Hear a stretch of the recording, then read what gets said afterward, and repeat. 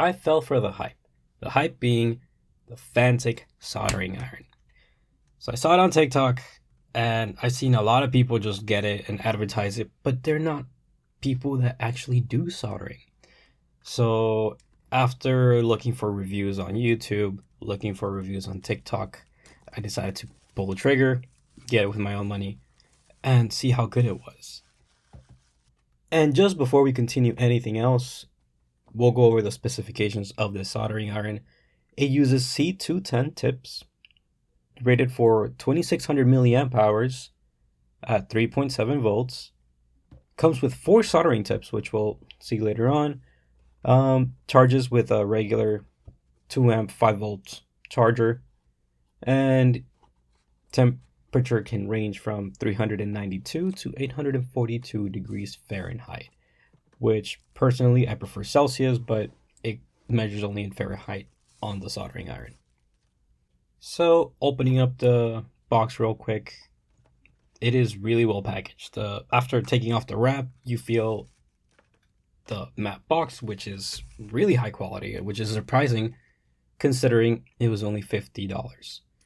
The shipping time for this from the TikTok store took about 3 days, so it was extremely fast for what it is, especially free shipping. So I didn't have to pay for shipping. So anyway, once you get into the contents of this, it does come with the soldering pump. It comes with the soldering iron, the stand, the tips.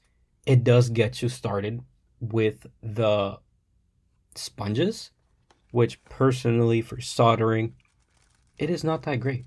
I don't like the sponges. They are horrible. They shock your tips, making them age faster or be useless faster, you could say. So anyway, getting into more of the box, you also see that it comes with a pouch. It comes with the tweezers, which later on in the video, I'll be testing those. I'll be testing the tips. I'll be testing the whole setup, and I'll go use some of my personal stuff of what I would recommend to use this soldering iron with. So one of the things that it does not come with, but I would recommend, is getting good solder for this iron. If you're going to be starting out, especially with this one, which is a pretty solid iron, considering its price range, and also everything that it comes with, don't cheap out on the solder. Trust me, when you're working on things and you get cheap solder, you're going to think you're so bad at this, but in reality, you're not. You just get cheap stuff, and that's not going to work. So one thing you cannot cheap out on is flux, tip tinner, and the solder. Those are very, very important. Later on, I will be making a basics video for soldering. However, stay tuned for that. That will be at a later time. With that being said, the quality of this soldering iron, the unboxing experience is actually pretty great. The base was made of plastic. The bottom of the base is made out of plastic, which is one of the downsides of this one. But what do you expect for $50? You do get the holder, you do get the little tray for the sponges, which those are made out of metal. And so is the soldering iron, which is the most important part. The tips, later on, you will see that they're not the best quality, and you'll see how fast it actually degrades, which is one of the things that I will be addressing in another video of what I recommend with this soldering iron, especially if you're starting, which I'm guessing you're going to be buying this if you're in that boat. And I'll save you time from watching the entire video. If you can get this for $50, do pick it up. Definitely worth the price, especially for a starter soldering iron. Now to the main star of the show, the soldering iron. It is built really well. It has a weight to it that feels great to have. The silicone at the bottom of the handle, it feels great. It's soft, it's perfect, basically. It doesn't seem like it's those cheap rubbers that are gonna fall off after a few years of usage. And of course, it also has the light. It has the little nut to screw in the soldering tips, and it's just really well made. What can I say? So now I'm gonna be comparing the tools that I personally use before this kit and the tools included in this kit. It comes with the soldering pump, it comes with the tweezers, and it comes with a stand. The stand is built great. We already went over that. Base made out of plastic. Could be better, but for 50 bucks, I cannot complain. Now, the tweezers are great. They hold things perfectly fine, and they're built really well. There's no complaints about that either. For the pump blew my mind away. It is actually really good. Made out of plastic and metal. It will desolder stuff without a problem. It is really soft and comfortable to hold. And as you can see during the video, I am showing different tools that do not come with this kit, but these are the tools that I use on an everyday basis.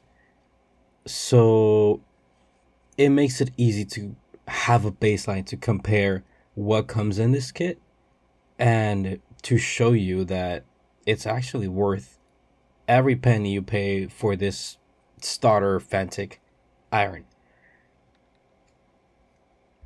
With that being said, we're going to start comparing the two irons. So my personal everyday one, the Yiwa knockoff, the Chinese branded one, that has a pretty good tip. I'm also used to using very well. It has no problem removing the solder from an NES game that has a large grounding port or a large grounding plane. So it removes a lot of heat when you're actually using it. And next, it will be the Fanttik. So during this test, you will see that the Fanttik had no problem melting the solder. It actually even left it melted for a little longer than my personal one, which I found that to be nice, especially because the tip, I don't know if you can see it, but the tip is significantly smaller on the Fanttik than on the Chinese one. Which that's a great thing. That means the heat is transferring very well from the tip to the joint that you're trying to solder, which is great.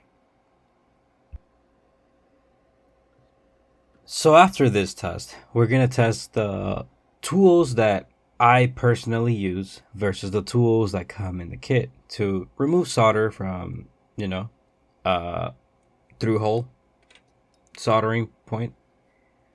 And we'll test it to see which one leaves it cleaner, which one can give me the better performance. And do know that my personal kit, at the time that I bought it, everything was definitely more than $50. So the soldering iron, when it comes to the tweezers, when it comes to the solder, everything costs more than what I actually got it for. Even at $80, it's still significantly good because it includes some good tips. Well, the Fanttik includes some good tips that will get the job done, but do know that these are not high quality, but that's the least of your worries. And we'll go over that a little bit later in the video. And I was blown away by the performance of the Fanttik pump. It was able to remove solder, no problem. It left it clean. It left it, just how it should be removed the first time. But also what I found pleasantly surprising is that the Fanttik kit comes with little silicone tips. So when you're soldering, the plastic doesn't melt, it doesn't go into your lungs. And it makes a better contact when it comes to removing and sucking the solder from a joint. So, what are my final thoughts? Definitely pick this up. Worth every penny that you spend on it. It comes with everything that you need that if you were to buy it separately, it would probably cost just as much, if not more, for the quality that it actually has. Secondly, do be aware of the tips. Tips are pretty bad in my opinion. They do not last long, but I will be addressing that concern in a later video, so stay tuned for that. All in all, this is definitely a great tool to have if you're going to get started with microelectronics or just hobbies in general. except when it comes to bigger hobbies such as car audio or big stereo systems that do require for you to use more heat and more power in a soldering iron. This is not for that. This is good for the smaller projects, even for drones, for example. This would be great for that. Lastly, what are your thoughts on this soldering iron? Did you like it? Did you not like it? Do you think I overpaid? Do you think I underpaid? Please let me know in the comments below. But for now, take care, guys.